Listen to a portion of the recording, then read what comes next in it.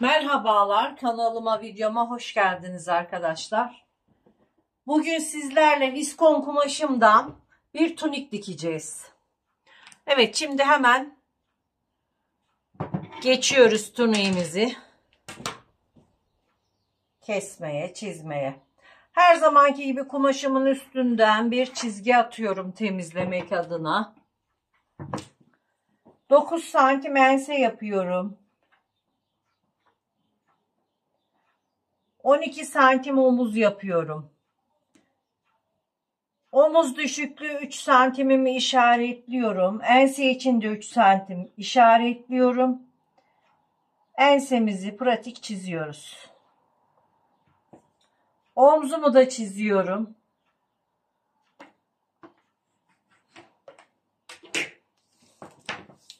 Omuz başından tutuyorum tuniğimin boyunu. Şu şekilde 80 santimden işaretliyorum.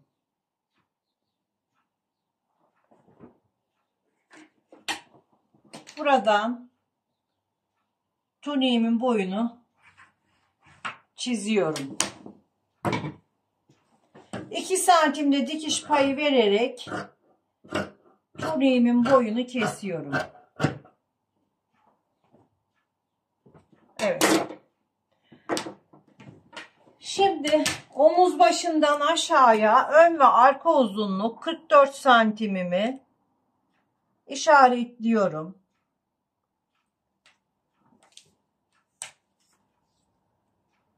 ...20 santim kalça düşüklüğünü işaretliyorum ve buraları düz olarak çiziyorum.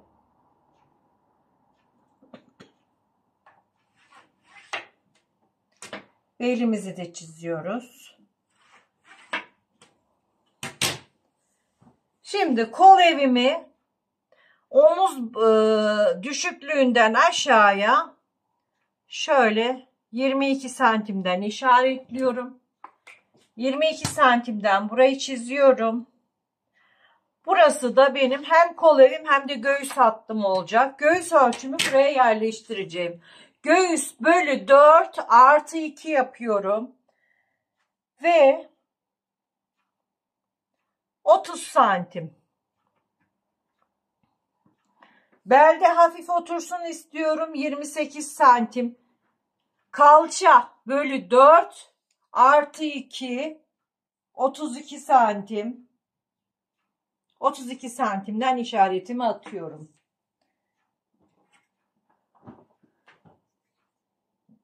Ve şimdi göğüsten bele, belden kalçaya ve etek ucunu çiziyoruz.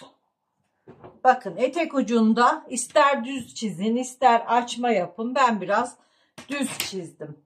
Şimdi kol evimi çiziyorum. Bu aynı zamanda beden kalıbımız da oluyor. Kol evimi şu şekilde çiziyorum.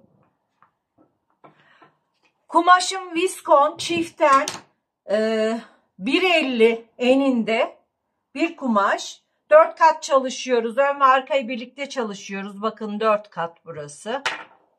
Şimdi birer santim dikiş payı vererek kumaşımı kesiyorum.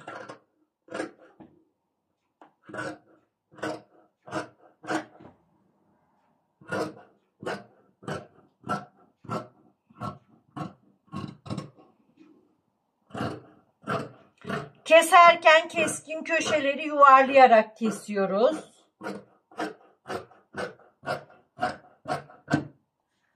Etek ucundan düzeltmemi yapıyorum. Bakın şuradan 3 santim yukarı doğru çıkıyorum. Ve buradan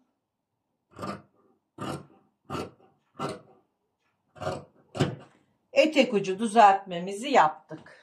Gördüğünüz gibi.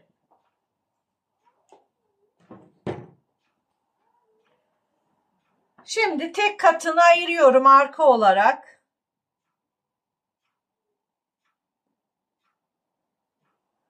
Tek katını ayırdım.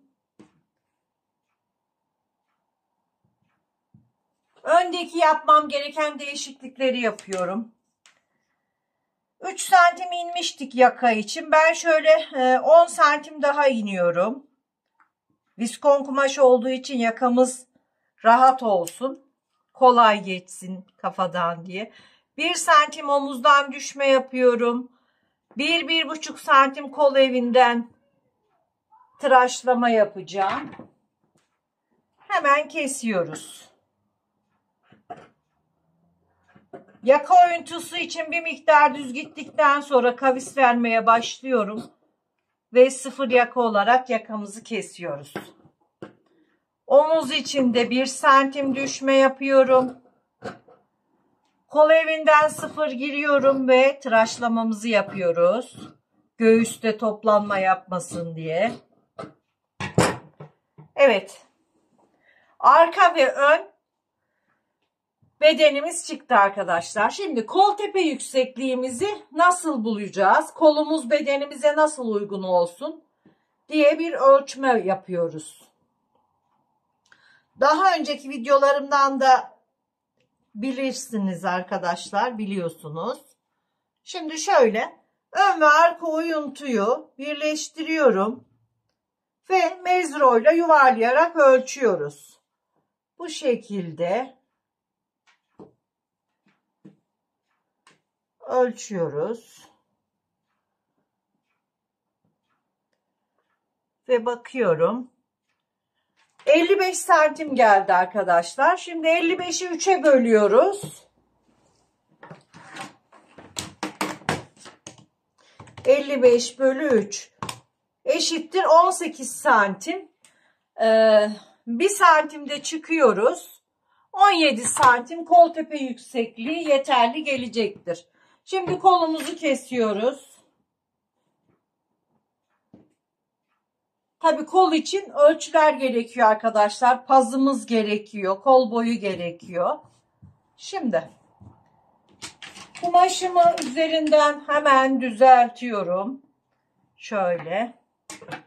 Kol boyumuz ne verirse kumaşımız bakalım. Evet, 62 santimden kolumun boyunu işaretliyorum.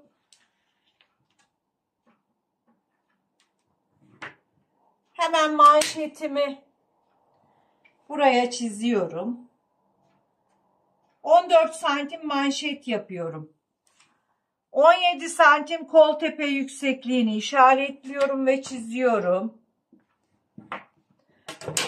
Pazımı rahat ve geniş olsun istiyorum. O yüzden şöyle pazımı 21 olarak kullanacağım. Kol tepesinden içeri 2 santim girdikten sonra pazıyla burayı düz olarak çiziyoruz. Burayı ölçüyorum. Ve yarısını buluyorum. Yarısına işaret atıyorum. Tekrar bu yarısının da ortasını buluyoruz. Tekrar işaretliyoruz. Buranın da ortasını işaretliyorum. Kol tepesine yani şuraya yakın köşeye 2 santim kadar. Şuraya 1 santim, buradan da içeri giriyorum. Ve bu şekilde kolumuzu pratik bir şekilde çiziyoruz. Kol altımızı da hemen çizelim. Ve kolumuzu kesiyoruz.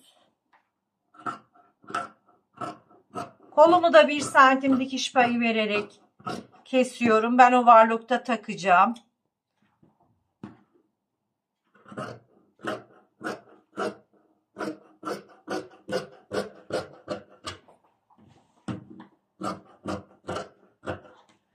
Kolumuzu kestik arkadaşlar.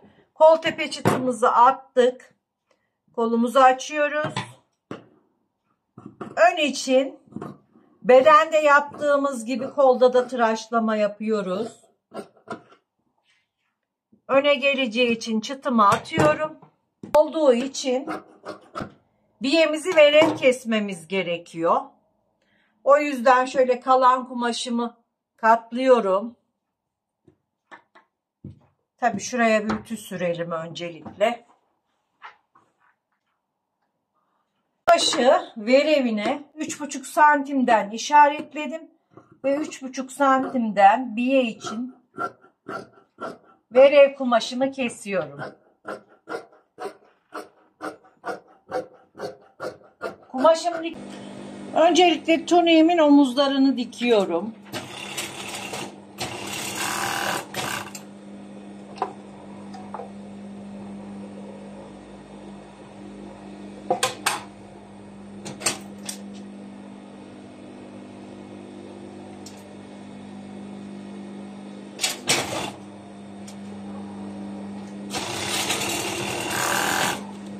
Şimdi kol takımına geçiyoruz. Kola önden başlıyoruz.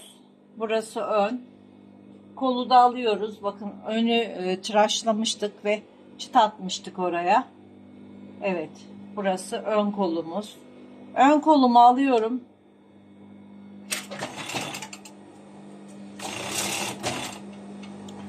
Kol ortasını omuza getiriyoruz. Bakın her zaman kolda birazcık yedirme oluyor. Bakın kolumuzu düzgün durması için şöyle şekline göre yedirerek takıyoruz.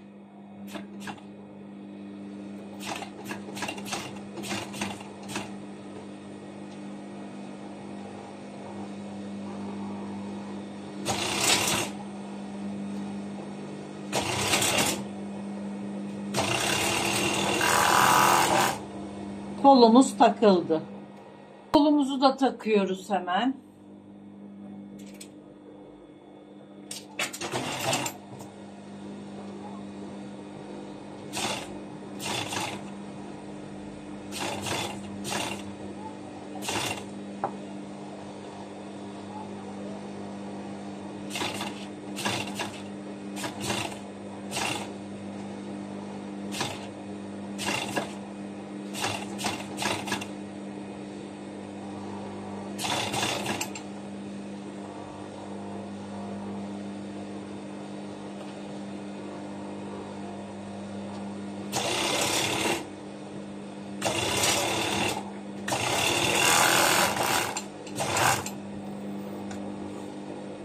Hemen kol ucundan başlayarak yanımızı kapatıyoruz.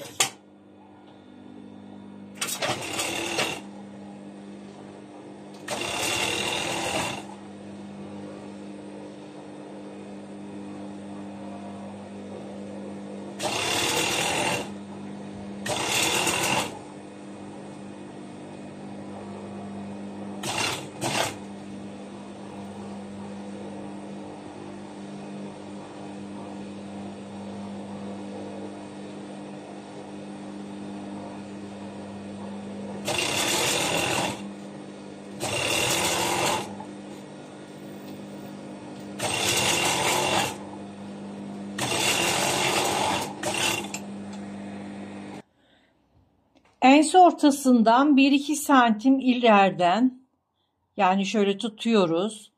1-2 santim geriden kumaşımı 1-2 santim geriden tutarak dikmeye başlıyorum.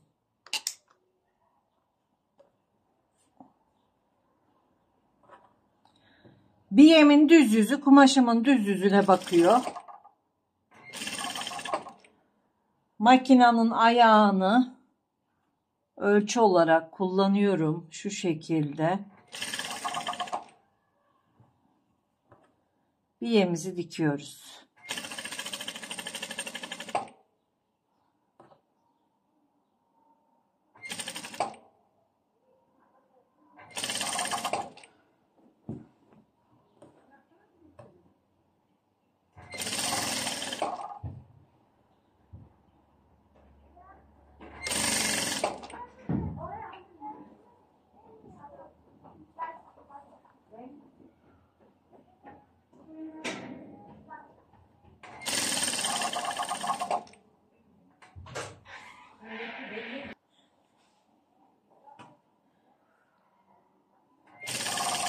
Ense ortasına 1-2 santim kala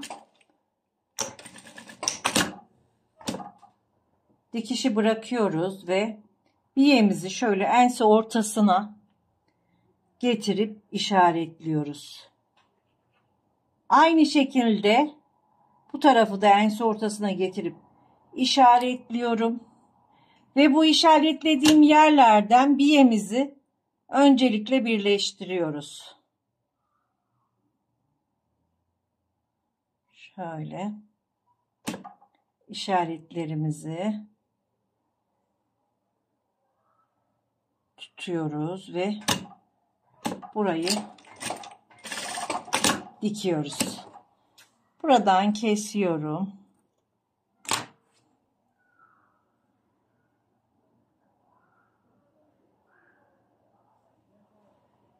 Ve burayı, bu açıklık olan yeri dikerek kapatıyoruz.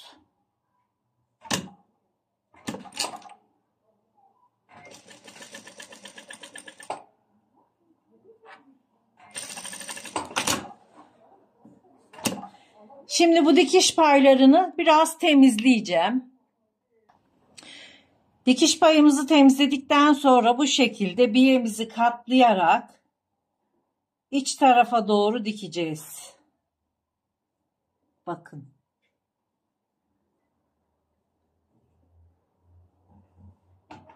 Şöyle biyemizi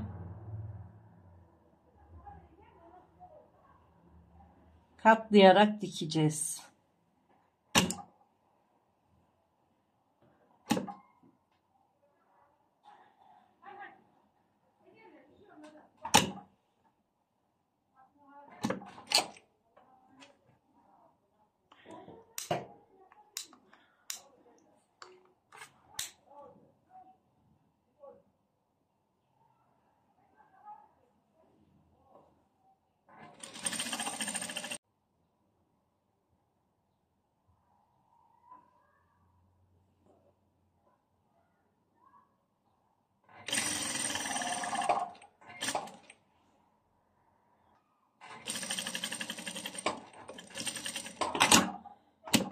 Biyemizin temizleme işi bitti arkadaşlar. Gördüğünüz gibi çok güzel bir şekilde temizledik. Şimdi etek altını ve kol uçlarını temizleyip bitmiş haliyle geliyorum. Evet arkadaşlar, tuniğimizin bitmiş hali. Tuniğimiz 46, 48, 50 bedene uygundur arkadaşlar. Gördüğünüz gibi bu ölçülerde siz de 46, 48 ya da 50 bedene tunik dikebilirsiniz arkadaşlar. Beğeni ve yorumları unutmayalım. Hoşça kalın, sağlıkla kalın.